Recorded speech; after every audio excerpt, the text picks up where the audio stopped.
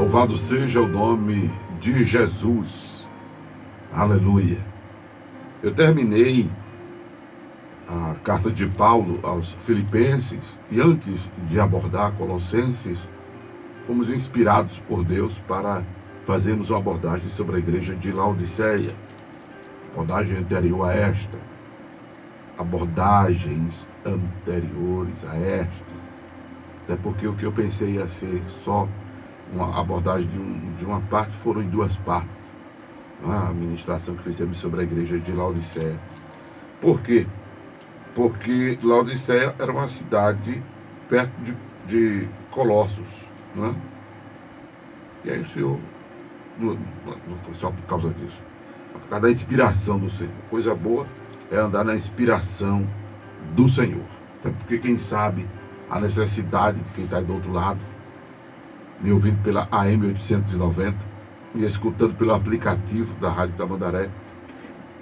Quem sabe a necessidade de quem está do outro lado do Facebook, Acorda Bênção, do YouTube, Acorda Bênção, do Instagram, Rádio Tamandaré, e do YouTube, Rádio Tamandaré. Estamos nessas plataformas todas. Só quem sabe a necessidade de vocês é Deus. É nessa experiência de pregação do Evangelho, ao longo desses aproximados 40 anos, estarei completando agora, em 2025, eu me converti em um dia de sábado, no domingo eu já estava evangelizando, né? E fomos evoluindo de entrega de literatura até professor de escola dominical, fundador de discipulado, formação teológica e licenciatura em educação teológica, mas, sobretudo, em pregar a palavra a tempo e a fora de tempo. Que quem sabe a necessidade do povo é Deus. E de que nós, como pregadores, devemos cuidar de compartilhar aquilo que temos aprendido do Senhor, em sua palavra, e na nossa perspectiva, acharmos necessário compartilhar com os outros irmãos, por de repente perceber a necessidade de tratar do assunto, ou simplesmente por dar de graça o que de graça recebemos, que isso deve ser uma constante. Dar de graça o que de graça recebemos deve ser uma constante. Mas no sentido de perceber que o povo está precisando daquela instrução, daquela orientação, por causa de alguma problemática que está havendo no convívio interno, bem como nos acontecimentos, tanto interno como externo, daquele agrupamento para quem nós nos dirigimos, onde nós fazemos parte. Eu sempre comungava isso com os obreiros do templo do corpo de Cristo, e sempre comungo isso com os obreiros que se deixam ser orientados por nós, não é? Bem como eu faço aqui e faço ao longo desses tantos anos que eu tenho de rádio, para aqueles que procuram crescer no conhecimento de Deus, na sabedoria e inteligência espiritual, frutificar em toda boa obra e crescer no conhecimento de Deus, corroborado em toda a fortaleza,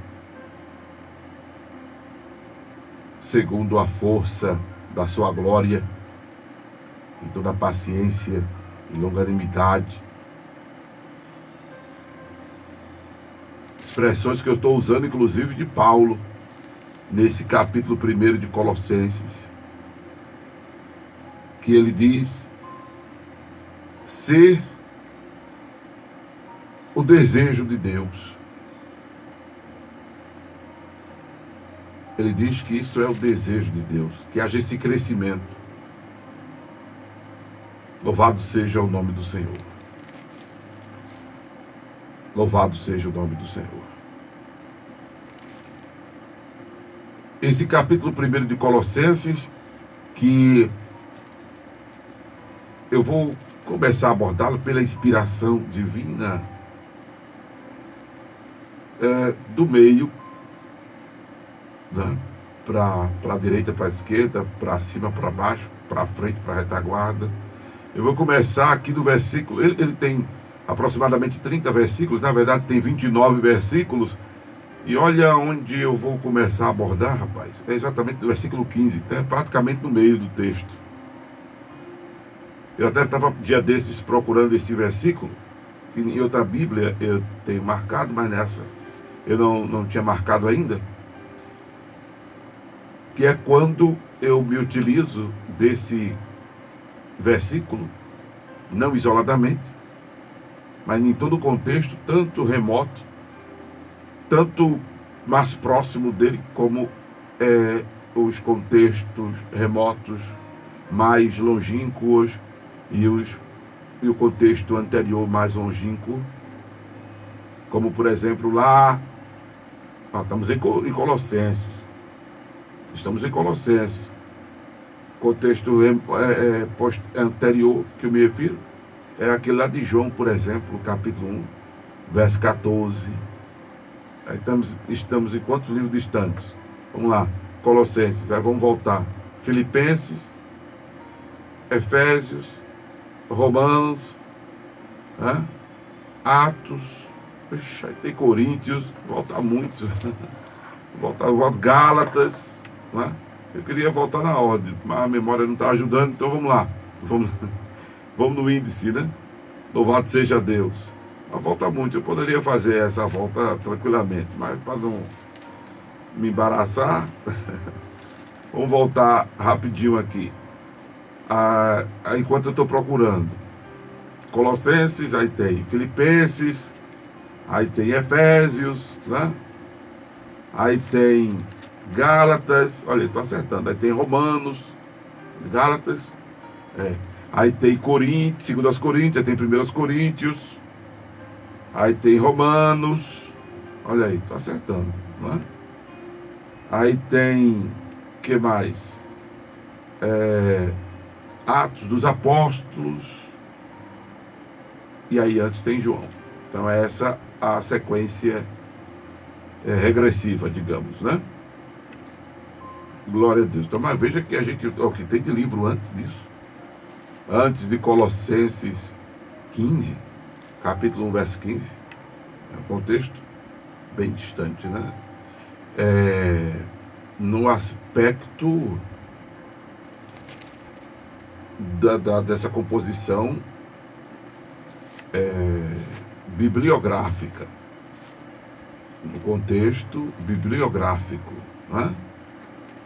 Porque temporariamente nós estamos a aproximadamente,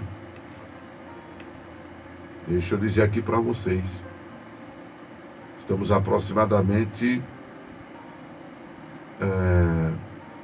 com a distância de aproximadamente 28 a 30 anos. Uma distância de aproximadamente 28 a 30 anos. Do livro de João ao livro de Colossenses. Distância aproximadamente aí. É tempo, é uma vida.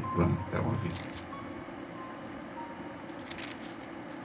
E esse versículo, que eu já fiz uma superficial descrição contextual, bibliográfica e temporal, ele nos ajuda a glorificar a Jesus Cristo devidamente como Deus que Jesus Cristo é. Porque é importante esse conceito sobre Jesus, irmãos. para que Jesus seja mais respeitado, para que Jesus seja mais reverenciado, para que Jesus seja mais glorificado, para que Jesus seja mais engrandecido, para que Jesus seja mais adorado, para que se entenda a importância de Jesus Cristo honrosamente e o seu papel. E o entendimento da invocação do seu nome, ou do poder do seu nome sobre todas as coisas. Eu tenho dito que a nossa fé, ela não é politeísta. A nossa fé, ela é monoteísta, crença em um só Deus. Deixa eu dizer a vocês que até os próprios estudiosos e fomentadores da teologia da Trindade dizem que não tem esse termo Trindade na Bíblia, e não tem.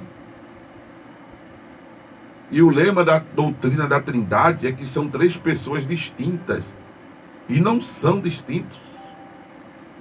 Não são pessoas diferentes, é a mesma pessoa.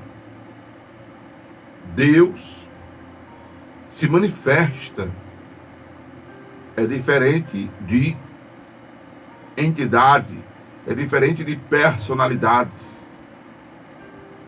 Personalidade é o que diferencia eu de vocês, vocês de mim, nós uns dos outros. Diga-se de passagem, que em alguns aspectos até nos identificamos com determinado contingente de pessoas, não é? Mas a fita do DNA, do nosso gene, que vai fazer ser diferente as nossas digitais, que vai fazer diferente alguns outros aspectos, até fisiológicos, em nós, é que faz o up, inclusive, desse diferencial da personalidade. Porque, como estudioso, por exemplo, não da mente, porque a mente é abstrata, mas estudioso da fisiologia cerebral,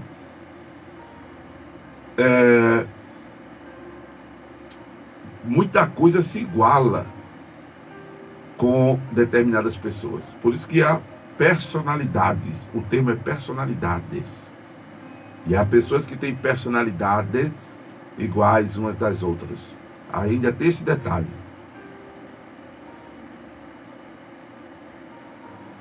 Mas quando se refere à pessoa de Deus, que Deus é termo de grandeza, de soberania, é título de grandeza, de soberania. Por isso que quando se refere ao Deus do céu, Deus deve ser escrito com letra maiúscula. Por isso que eu ainda digo mais uma vez, você quando for digitar Deus no Zap, no Instagram, no Facebook, vai na tecla Caps Lock do teclado do computador, do próprio celular, para botar Deus com D maiúsculo, quando se referir ao Deus do céu. Quando for escrever o nome Jesus, vai no Caps Lock do teclado do celular, a letra fica maiúscula, você bota lá o J, bota lá o Deus, bota lá Deus, né? O D maiúsculo.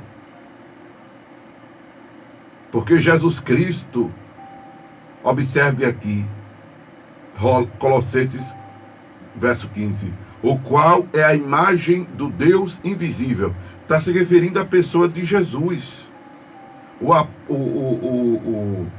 O que antecede o sujeito aqui oculto é Jesus Cristo, oculto no versículo, porque o seu contexto anterior refere-se a Jesus Cristo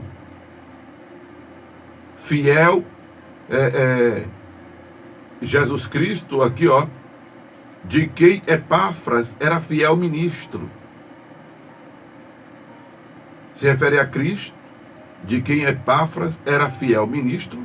E aí Paulo faz uma dissertação do Senhor e culmina com as ações de Jesus Cristo, que nos tirou das potestades das trevas e nos transportou para o reino do Filho do seu amor, se referindo a Deus agora, que é essência, que é espírito, em quem temos a redenção pelo seu sangue. Sangue de quem? De Deus? Não, porque Deus é espírito. Como Jesus disse em Lucas 24:39. O espírito não tem carne e osso como vedes que eu tenho. A saber, a remissão dos pecados, o qual é a imagem do Deus invisível, o primogênito de toda a criação. Jesus, ele não é uma segunda divindade. Jesus é Deus em forma humana. Ele é Deus, que é invisível, visível. Em João capítulo 1, verso 19, Jesus disse: ninguém jamais viu a Deus. Mas pastor, Moisés viu Deus. Moisés não viu Deus. O que Moisés viu foi uma teofania, foi uma fania qualquer aí, como existem tempos que eu não lembro agora, né?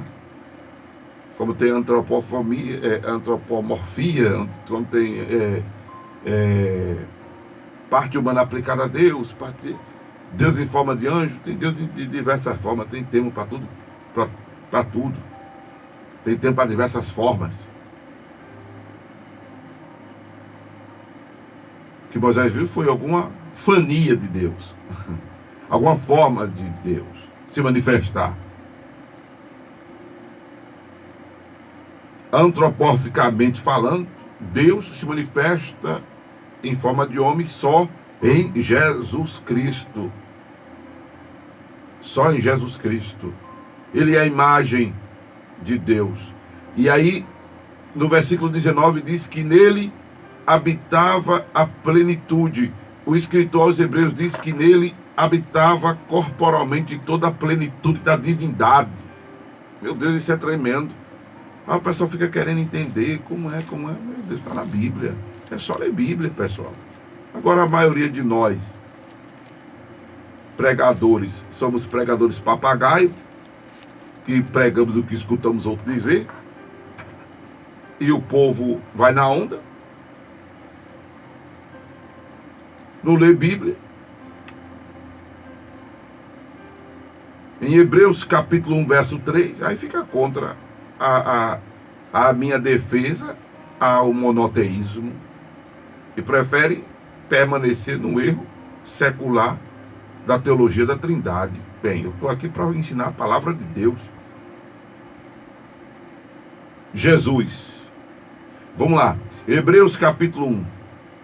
Havendo Deus antigamente falado muitas vezes e de muitas maneiras aos pais pelos profetas, a nós falou-nos nestes últimos dias pelo Filho, a quem constituiu o herdeiro de tudo, por quem fez também o mundo, o qual, sendo o esplendor da sua glória e a expressa imagem da sua pessoa. Olha aí. Jesus é a expressão, é a imagem expressa da pessoa de Deus. Só isso. Só isso. Aleluia. E nele habitava toda a plenitude da divindade. E nele habitava a plenitude, né? Plenitude já é todo. Toda é redundância minha. Plenitude já é todo. Pleno. Pleno é completo. Tem um momento que a turma quer pegar Jesus, aí como não é o tempo, Jesus se torna invisível e passa e eles não percebem Jesus. Quando o Monte das Oliveiras, os soldados vão pegar Jesus, Jesus diz: sou eu. Eles, cai por terra. Lembra do episódio de Elias? Quando foram buscar Elias? Ele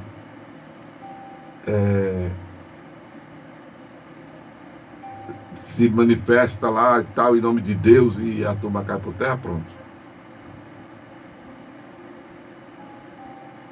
Cai fogo do céu, né? O episódio é esse. E até os discípulos dizem: eu quero que façamos que nem Elias, que peçamos que cai fogo do céu. Jesus diz: calma, pessoal, calma. Eu não vim destruir a alma dos homens, eu vim salvá-los. Então, não tem que discutir. Jesus é Deus e pronto. Agora, se você acha que Jesus é um Deus inferior, aí é um problema seu. Jesus é Deus.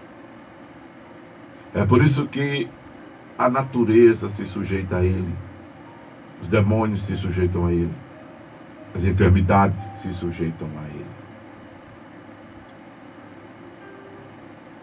Agora, Jesus é o nome da manifestação corpórea de Deus. O corpo, que não era pecador, porque ele não foi produzido pela semente do pecado. Ele veio por obra e graça do Espírito Santo. Deus, que é Espírito, preparou um corpo para ele mesmo, entende? Como está escrito em Hebreus: corpo me preparaste para fazer a tua vontade. E é nessa manifestação humana que ele morre por nós. É por essa manifestação humana que nós, que em outro tempo éramos estranhos, inimigos, fomos reconciliados com Deus pela morte do Senhor, para nos apresentar santos, irrepreensíveis e imaculados e inculpáveis. Louvado seja o nome de Jesus Cristo. Louvado seja o nome de Jesus Cristo. Por ele foi feita a paz pelo seu sangue na cruz. Por meio dele, de Jesus, fomos reconciliados com Deus. Não só nós, mas todas as coisas, tanto as que estão na terra como as que estão nos céus. Jesus Cristo, que é a cabeça do corpo da igreja, ele é o princípio e o primogênito dentre os mortos, para quem em tudo tenha a proeminência. Jesus Cristo está aqui. Ainda no versículo 16, nele foram criadas todas as coisas que há no céu e na terra, visíveis e invisíveis, sejam tronos, dominações, principados, potestades, tudo foi criado por ele e para ele. Está se referindo a quem? A Jesus. Está se referindo a Jesus. A gente fala muito de Deus, de Deus, de Deus, mas era importante, eu já disse isso em outro momento, a gente precisava mencionar mais o nome de Jesus. O nome de Jesus. Porque Deus fica mais distante para as pessoas entenderem. Já Jesus aproxima essa soberania, essa grandeza. Jesus é mais próximo do entendimento, fica mais próximo do entendimento. Porque Deus é invisível, é Espírito. Aí quando se fala de Jesus com essa característica, quando se fala de Jesus com esses requisitos, quem é Jesus? É Deus. Ele, Jesus, é o Todo-Poderoso. Ele, Jesus, é o onisciente. Ele, Jesus, é o onipotente. Ele, Jesus, é o onipresente. Ele, Jesus, é a perfeição. Ele, Jesus, é quem manda e desmanda. Aleluia. Pronto. Aí, como é que pode? Que ele é Deus, que se fez homem. Como foi isso, pastor? Estava lá virgem, desposada, na verdade já comprometida com o seu noivo José. O Espírito Santo veio, uniu-se ao corpo dela e no seu útero colocou a semente espiritual. E aí surge o corpo que Deus iria habitar, que é Jesus Cristo. No corpo que foi crucificado por nós, que a gente acabou de ver, pela sua carne nos reconciliou. A carne é o corpo. Naquele corpo habitava Deus. Naquele corpo habitava Deus. O Espírito Santo é chamado de o Espírito de Cristo. Porque a exemplo do Espírito que eu tenho em mim e do Espírito que tu tem em tu, que faz tu ser tu e eu ser eu, o Espírito que estava naquele corpo, que foi crucificado, era o Santo. Era o Santo. Por isso que ele é também chamado de o Espírito de Cristo. Porque era Deus em forma humana, se manifestando, se aproximando e presente no meio de nós. Inclusive a palavra, o nome Emanuel significa Deus conosco. Deus conosco. E o anjo disse a José: recebe Maria como tua esposa, porque o que está gerado nela é do Espírito Santo. Em cumprimento ao que disse o profeta, que a virgem conceberia e daria a luz ao menino, e o seu nome seria Emanuel, que traduzido é Deus conosco. Se você for discutir essa personalidade de Jesus pela literatura, aí você vai se complicar, aí você não vai entender nada, como talvez você ainda continue sem entender. Mas para tentar lhe explicar ainda que Jesus Cristo é Deus em forma humana, é Deus visível, é Deus palpável, vamos pegar um elemento em essência. A água, por exemplo. Você pega a água, quais são os 3 estados da água? Isso é ensino fundamental. Quais são os 3 estados da água? Sólido, líquido e gasoso. Os 3 estados da água. Sólido, líquido e gasoso. Não é? O líquido, a gente ainda toca, a gente não consegue pegar, né? Ela pode até ficar aqui condensada em um dedo e outro, mas não fica, né? A gente vai sentir o dedo molhado. A gente acha que está pegando a água, tá, né? De certa forma. Mas não tem estrutura sólida. Ela só fica sólida quando nós a congelamos. Ela há uma baixa na temperatura e ali ela fica condensada. Aí o gelo, cria-se o gelo. Mas se eu pegar esse gelo e colocar numa temperatura elevada, vai derreter, concomitantemente vai evaporar. Você pega uma vasilha e bota água para ferver, e ela vai fervendo, você não apaga o fogo, ela continua fervendo, e ali vai diminuindo a quantidade. Aí quando você, eita, esqueci, dia desses eu botei uma verdura no fogo e fui fazer as coisas. Quando eu cheguei, meu Deus do céu, aliás, eu botei a batata para cozinhar e fui para casa da minha avó, esqueci de apagar o fogo. Quando eu cheguei, meu Deus do céu. Tem aquele negócio que o pessoal coloca, né? Tantas horas depois, pronto. Cheguei em casa de 10 da noite, eu saí às 5 da tarde, cheguei em casa de 10 da noite. Quando eu cheguei perto de casa, aquele cheiro de queimada, eu digo, meu Deus, que cheiro de queimado. Jesus, sabe? Esqueci a panela acesa.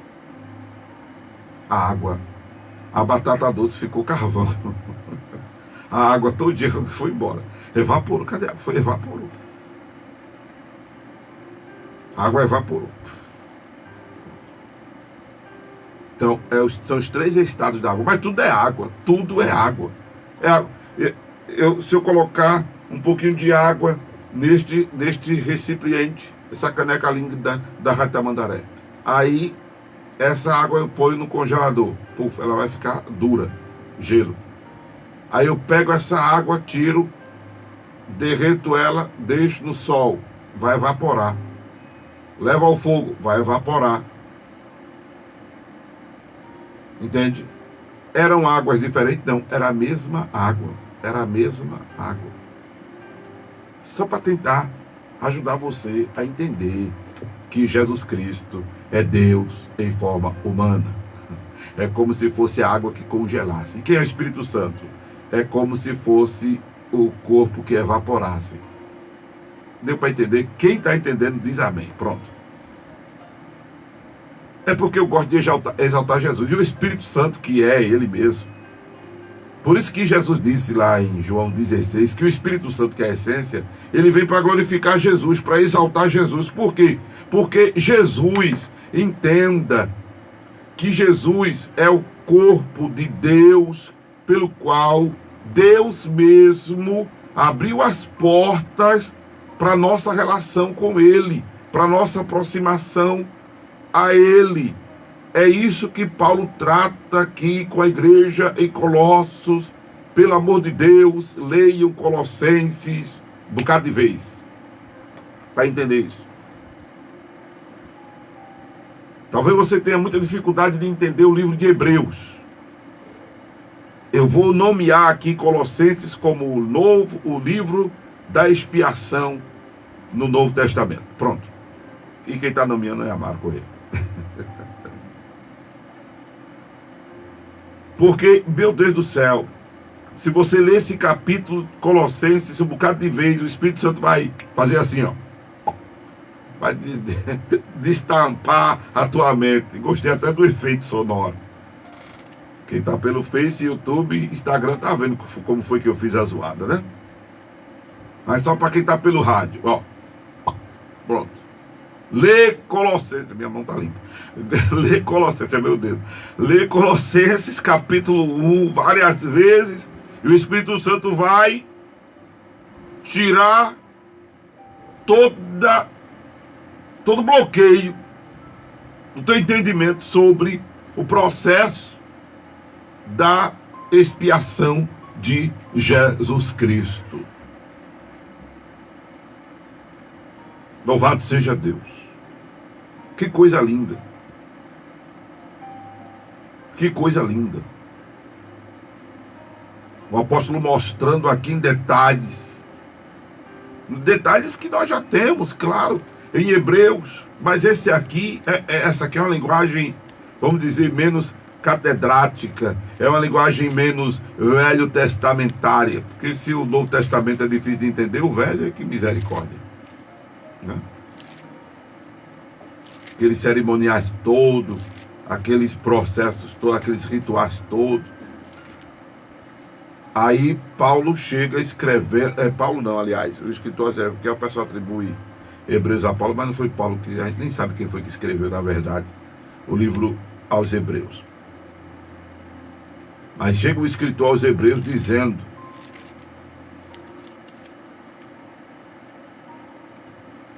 versículo 19 de Hebreus 10. Tendo, pois, irmãos, ousadia para entrar no santuário pelo sangue de Jesus, pelo novo e vivo caminho que ele nos consagrou, pelo véu, isto é, pela sua carne, olha aí. E tendo um grande sacerdote sobre a casa de Deus, cheguemo-nos com verdadeiro coração e inteira certeza de fé, tendo o coração purificado da má consciência e o corpo lavado com água limpa. Retenhamos firme a confissão da nossa esperança, porque fiel é o que prometeu. Mas eu quero essa parte aqui. Pelo novo e vivo caminho, verso 20. Que ele nos consagrou pelo véu, isto é, pela sua carne. Aí veja o que diz Paulo aos Colossenses. Veja o que diz Paulo aos Colossenses. Aleluia. Que em outro tempo, verso 21, éramos estranhos, inimigos no entendimento pelas nossas obras más.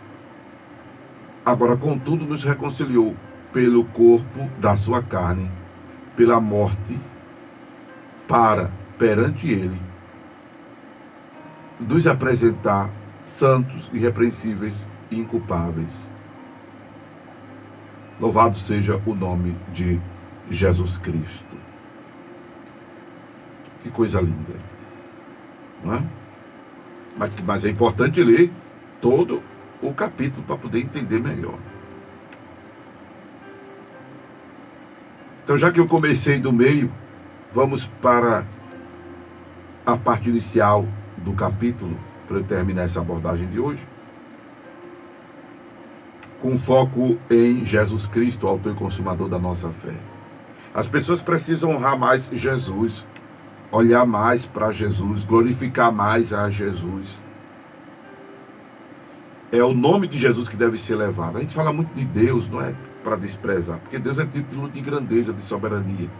Mas aí, eu volto a dizer, eu queria que você entendesse pelo Espírito, só vai entender pelo Espírito. Que quando a gente fala de Deus, a gente fica muito vago, fica muito solto. Mas quando você foca em Jesus, você pega Deus e traz para a realidade mais próxima. Porque Jesus é Deus visível, é Deus palpável. Entender Deus é complicado. Mas quando você passa a pensar em Jesus, aí você vai perceber essa aproximação de Deus, que é exatamente a ideia do Emmanuel, Deus conosco. E para terminar,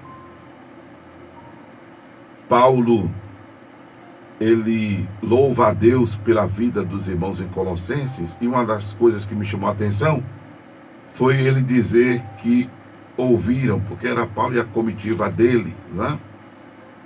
Paulo, Lucas, e tantos outros servos que o acompanhavam em suas viagens missionárias. Ouvimos da vossa fé em Jesus Cristo e do amor que tendes para com todos os santos, por causa da esperança que vos está reservada nos céus, da qual já antes ouvistes pela palavra da verdade do Evangelho. A minha pergunta é: que motivação é a tua em ser crente? Quem me escuta há muitos anos sabe que eu digo direto que só vale a pena ser crente se for para ir morar no céu. Só vale às vezes eu gosto muito de futebol, quem me conhece sabe, eu gosto de futebol. Às vezes eu fico olhando a turma assim, aí 2 times de futebol, aí tem um grupo de crente de um lado, outro grupo de crente de outro, aí eu fico orando para Deus da vitória a esse, e é claro, o cara ora para Deus da vitória ao seu, né? Aí quando ganha, foi Deus que me deu vitória. Aí o outro diz, rapaz, a minha oração não foi forte com a minha fé. Quer dizer, não tem nada a ver uma coisa com a outra, mas entende, é interessante isso. Não é? É interessante. Eu me lembro que eu vi esse testemunho de um zagueiro de um time, porque o zagueiro, ele impede que o atacante faça o gol, né? Aí o atacante do outro time era crente também, e o zagueiro também era crente. Aí quando um chegou perto do outro, disse, rapaz, eu esqueci agora a fala, mas disse, irmão, a gente tá junto aqui em nome de Jesus, né? Ou seja, em nome de Jesus, mas eu não vou deixar tu passar por mim para fazer gol. Né? Glória a Deus, porque hoje a gente tem cristãos em todos os segmentos, né? Mas Deus não cria partido. Deus, né? Não cria partido. Deus não é do time tal, Deus não é de nacionalidade tal. Não existe isso. É interessante. Mas assim, não vai ser crente para o teu time ganhar, é isso que eu quero dizer. Não é? Qual a motivação de ser cristão? Qual a tua motivação de ser cristão? Não é? Seja crente para ir morar no céu, porque se for crente para resolver problema financeiro, não é por aí. Quem me conhece sabe, eu prego princípios bíblicos. Quer que teu problema financeiro seja resolvido, eu aconselho a fazer o checklist espiritual. É dizimista, é ofertante, ajuda quem necessita, cuida dos teus. Cuidar dos teus está na ordem de Deuteronômio. Deixa eu ver se é Deuteronômio ou Lucas, ou Números. Deixa eu só ver aqui a ordem, né? A ordem é os teus em segundo lugar, porque dízimo é primazia, né? Dizimar é primazia. Amém? Dizimar então vem em primeiro lugar. Aí tu é dizimista, pronto, beleza. Depois tu cuida dos teus, pronto, aqui ó, Deuteronômio, porque tem gente correndo para pegar a caneta e papel, glória a Deus por isso. Deuteronômio 14. Então vede-os e ata o dinheiro na tua mão, e vai ao lugar que escolheu o Senhor teu Deus. E este dinheiro darás por tudo que deseja a tua alma, por vaca, ovelha, vinho, bebida forte, por tudo que pedir a tua alma. Come-o ali perante o Senhor teu Deus, e alegra-te tu e tua casa. Então é primeiro os teus, ó, aqui na ordem eita, glória a Deus, ó. Na ordem de Deuteronômio 25, é primeiro os teus. Aí tem: porém não desamparás o levita, que está dentro das tuas portas, pois não tem parte nem herança contigo, é dizimista. Mas aí eu vou explicar isso, porque aqui o dízimo é primeiro tirado na cabeça, quando vem a mão é que você entrega, porque dízimo a gente tem na Bíblia como primazia. Aí eu vou explicar: primazia não é apenas o estereótipo, é o interior. Aí agora a gente conserta, aí a gente dá uma repaginada nessa ordem aqui de Deuteronômio, porque dízimo é primazia, né?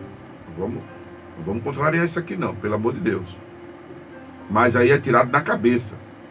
Eu vou receber X, já tirei 10% na cabeça. Quando chegar a mão eu entrego. E paralelo a isso, a essa entrega do dízimo, a outra parte dos meus valores devem ser para o cuidado dos meus. Aí depois vem o órfão, a viúva e o estrangeiro, versículo 29. Para quem quer aprender mais, Deuteronômio 14, 25 ao 29. Quer resolver problema financeiro? Faz esse checklist. Está sendo dizimista? Está cuidando, não está gastando dinheiro naquilo que não é pão? Está cuidando dos teus? Ajuda a quem necessita? Pronto, resolveu o teu problema. A outra coisa é só administrar o que recebe. É só administrar. Porque tem pessoas que pedem para que o devorador saia de sua vida, quando ela mesma é o devorador. Aí é bronca. Pensa que o limite é o que o cartão de crédito diz. Não, o limite é o que vem à tua mão. Tu pode ter um cartão com limite de 20 mil reais, mas tu recebe um salário mínimo. O teu limite é o salário mínimo. E olha lá, porque tem conta de luz, conta de água, se paga aluguel, tem um aluguel, se usa dados móveis, tem que pagar a internet. O teu limite não é o que o cartão de crédito diz, é o que tu recebe, benção. Então tem que procurar ser inteligente no uso do que ganha, para depois não estar dizendo: eu estou na prova, Tu que te metesse na prova. Tu que te metesse na prova. Desse um passo maior do que a perna, aí sofresse uma distensão financeira. Tem que ter cuidado. Aí vamos lá. É crente para quê? Eu sou crente para que meu casamento seja uma benção. Para que o teu casamento seja uma benção, homem, tu tem que procurar fazer a tua mulher feliz, satisfazer a tua mulher com força. Dar presente, dar flor, dar chocolate, dar carinho, dar atenção, respeito, lá. Para tu ser feliz no casamento, mulher, tu tem que fazer isso para o teu marido também. Dar assistência, com força, dar carinho, dar atenção, cuidar bem. A felicidade do casamento depende dos dois. Agora, se só um ama, se só um faz, se só um, aí é complicado. Vai ser crente para que o casamento... Eu conheço um bocado de pessoas que não são convertidas e são felizes no casamento. Por quê? Porque sabem conviverem. Sabem conviver. Né? Depende dos dois. Pastor, mas eu faço. A mulher diz. O homem diz, mas eu faço, pastor. É importante que os dois façam. Não depende de Deus. Quero dizer que isso não depende de Deus. Né? Precisamos de Deus? Sim. Mas as pessoas precisam fazer a sua parte. Pastor, mas eu quero ser crente para que Satanás não tenha domínio na minha vida. Faz bem. Porque se você for igreja, as portas do inferno não prevalecerão contra a sua vida. Se você for igreja, e ser igreja é ser sujeito a Cristo, o diabo não terá vez nem voz em sua vida. Faz bem. mas seja crente sobretudo para ir morar no céu. Seja crente para ir morar no céu.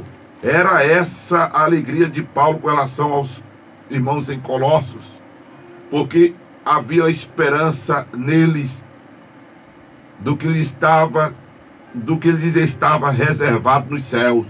Quero dizer a você, como disse Paulo em outro momento, que as aflições do tempo presente não se comparam com a glória que em nós há de ser revelada. Aleluia! Seja crente, vai morar no céu, meu irmão. Seja crente, vai morar no céu, minha irmã. E o caminho do crente que quer morar no céu é a oração, é o procurar ser agradável a Deus, como diz o texto aqui. É procurar produzir frutos em toda boa obra.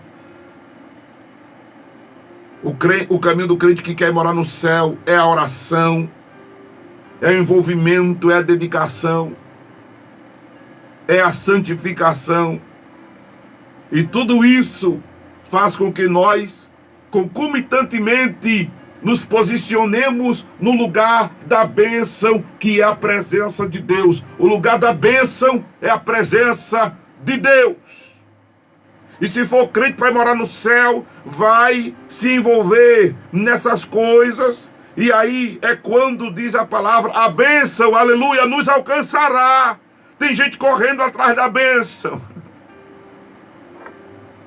Está fazendo errado. Porque a bênção nos alcançará, diz a palavra do Senhor em Deuteronômio. Mas para a bênção me alcançar, eu preciso estar no lugar dela.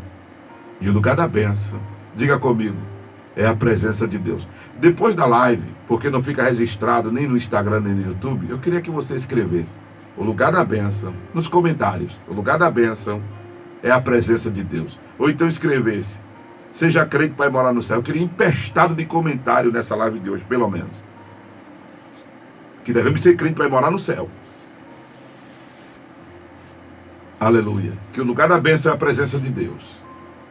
E que Jesus Cristo é Deus em forma humana. Esta palavra mexeu comigo. E eu acredito que ela mexeu com você. Porque o que você ouviu foi a voz de Deus. A voz do divino.